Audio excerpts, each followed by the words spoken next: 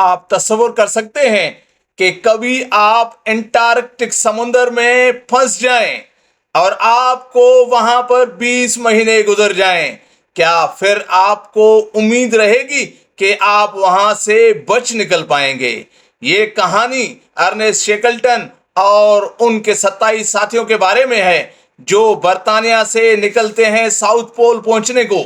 उनको क्रॉस करना होता है अंटार्कटिक समुंदर और 5 दिसंबर 1914 की बात है कि ये निकलते हैं और 2 दिन के बाद उनका जो जहाज जिसका नाम इंड्योरेंस है वो बुरी तरह से अंटार्कटिक समुद्र में फंस जाता है। ये बहुत कोशिश करते हैं कि जहाज वहां से निकले। जहाज थोड़ा चलना तो शुरू करता है, लेकिन उसके बाद आखिरकार वो वक्त आता है जब जहाज चलने से इनकार कर देता है। 18 जनवरी 1915 को उनका जहाज जो है एक बर्फ के बड़े टुकड़े पे फंस जाता है, जो टुकड़ा किलोमीटर्स तक है, और वो सब कोशिश करते हैं कि किसी भी तरह उस टुकड़े से जहाज को निकाला जाए और साउथ पोल पहुंचा जाए। लेकिन सब कोशिशों के बाद ये मायूस हो जाते हैं। आप सोच भी सकते हैं कि दिसंबर का महीना है, माइनस में वहां पर टेम्परेचर है, और अब तो जनवरी भी पहुंच गया है जो उनका शिप निकलने का नाम नहीं ले रहा। अर्नेस्ट शेकल्टन वो बहुत बहादुरी से अपने साथियों को कहते हैं कि घबराने की जरूरत नहीं है, एक दिन हम यहां से जरूर निकल जाएंगे। अब तो इन्होंने इतनी कोशिशें की कि इनके हाथ में भी जो है वो जख्म आ गए। अब ये बर्फ के बड़े टुकड़े के रहमो करम पे हैं, जिधर ये बर्फ का टुकड़ा जाती है उस तरफ ये सब जा रहे हैं। अब ये बेबस हैं, कुछ कर नहीं सकते, यानी बर्फ के रहमो करम पे चल रहे हैं।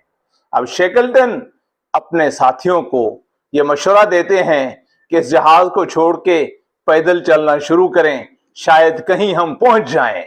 ये कोशिश भी करके देखते हैं। 7 दिन तक मुसलसल चलते रहते हैं और आखिर में इनको पता चलता है कि 7 दिन में सिर्फ इन्होंने 7.5 माइल यानी 11 किलोमीटर तय किए हैं। फिर शेकल्टन जो है सबको कहता है कि अब वक्त और हालात का इंतजार करें, क्योंकि अब बर्फ पे चलना किसी काम का नहीं है। शेकल्टन और उसके साथी वहां पर जो है कैंप लगा देते हैं, इंतजार करते हैं या तो वो बर्फ कहीं से टूट जाए या जो है हालात उनके फेवर में आ जाएं।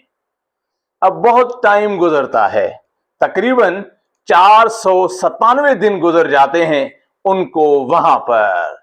शेकल्टन वक्त और हालात का इंतजार कर रहा है। माइनस टेम्परेचर में सारे वहां पर हैं, लेकिन शेकल्टन और उनके साथी हिम्मत हारने को तैयार नहीं है। अब जो उनका मकसद था साउथ पोल तक पहुंचना, वो मकसद तो उनका खत्म हो गया। अब ये है कि जिंदगी को किस तरह बचाएं। आखिरकार वो वक्त भी आता है कि जब 9 अप्रैल 2015 को एक क्रेक जो है उस आइस को होना शुरू होता है। उस क्रेक को देख के शेकल्टन अपने साथियों को कहते हैं कि अब जो है हमारे जो लाइफ बोट्स हैं उनको यहां से उतारना है। अब उनको उतारते हैं। जो कैप्टन वॉर्सले हैं वो 80 घंटे उन्होंने नींद नहीं की, फिर भी समुद्र पे उनको 6 दिन गुजर जाते हैं। चलते चलते कहीं पहुंचना है और वहां पर बड़ी लहरें हैं, 30 मीटर तक बड़ी लहरें इनके लाइफ बोट से गुजरती हैं। ये मौत को सामने देखते हैं, फिर भी आगे चलते जाते हैं, थकते नहीं, हारते नहीं, और मौत को सामने देखते हैं, उसको वेलकम करते हैं, फिर आगे चले जाते हैं। आखिरकार ये पहुंच जाते हैं 6 दिन के बाद 15 अप्रैल 2015 को एलिफेंट जो आइलैंड है वहां पर। लेकिन उनका जो नाइटमेयर था वो खत्म नहीं हुआ। अब भी जो है उनका जो इम्तिहान है वो जारी और सारी है।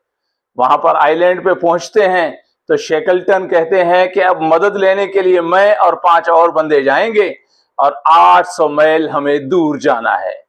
लाइफ बोट लेके निकलते हैं और बंदों को कहते हैं कि आप यहाँ वेट करें, हम आपके लिए हेल्प यहाँ तक लाएंगे, फिर सारे आप यहाँ से निकलेंगे।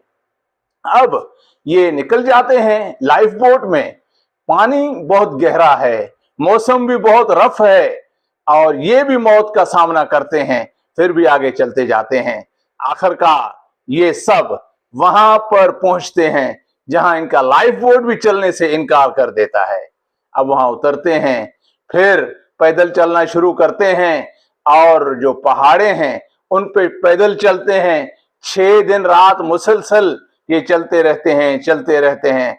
आखिरकार जो है ये चल के एक जगह पे पहुंच जाते हैं और वहां मदद के लिए कहते हैं।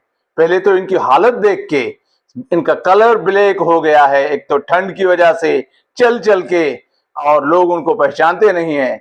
शेकलटन जैसे ही अपना तारफ कराते हैं तो शेकलटन जो है वो रोना शुरू कर देते हैं।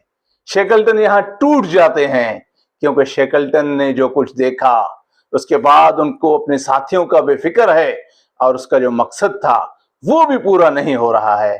फिर शेकलटन को एक शिप दिया जाता है कि आप जाएं। वो कुछ आगे चल के वो शिप भी फ्यूल कम होने की वजह से रुक जाता है। फिर जो है यूराग्वे की गवर्नमेंट की तरफ से इनको मदद दी जाती है। वो आगे चल के वो मदद भी जो है उनके काम नहीं आता। उसके बाद वो चिली की गवर्नमेंट की तरफ से उनको शिप दी जाती है और उसके थ्रू, जिसका नाम है येल्चो, ये 128 दिन बाद पहुंचते हैं अपने साथियों के पास जो एलिफेंट आइलैंड पे मौजूद हैं। और इस तरह जो 28 लोग टोटल ये निकले थे उनमें से 6 लोग मर गए और सिर्फ 22 लोग ही जिंदा बच सके। और बड़ी बात यह है कि जब शेकलटन अपने 5 बंदों के साथ लाइफ बोट में निकला था तो उस वक्त से लेके वहां पर शेकलटन ने एक शख्स को अपना नायब बनाया था जिसका नाम था फ्रैंक वाइल्ड। हर दिन सुबह को फ्रैंक वाइल्ड उन लोगों को कहता था, उठो शेकलटन आने वाला है, अपना सामान बांध लो और यहां से हम निकल चलेंगे। इस तरह बहुत सारे दिन गुजर गए और शेकलटन के वेट में आधे से ज्यादा लोग तो पागलपन का शिकार हो गए थे इंतजार कर करके कि कहीं से कोई मदद तक नहीं है। और उसके बाद शेकलटन की हिम्मत और कोशिशों से ये सब अपनी जिंदगी बचा पाते हैं। सिर्फ 6 लोग हैं जो बीमारियों की वजह से और ठंड की वजह से मर जाते हैं। टोटल इनकी जो सफरिंग है, जो ऑर्डील है, वो 20 महीने की है। और आप ये भी सुन के हैरान हो जाएंगे कि जिस इंड्योरेंस जहाज पे ये गए थे वो जहाज जो है अब मिला है मार्च 2022 को 106 साल के बाद। जब वहां पर गुम हो गया था तो 106 साल गुजर गए, तो उसके बाद ही जो है वो शिप मिला है। अगर ये वीडियो पसंद आए तो इसको लाइक करें, शेयर करें, कमेंट करें और अपना बहुत बहुत ख्याल रखें।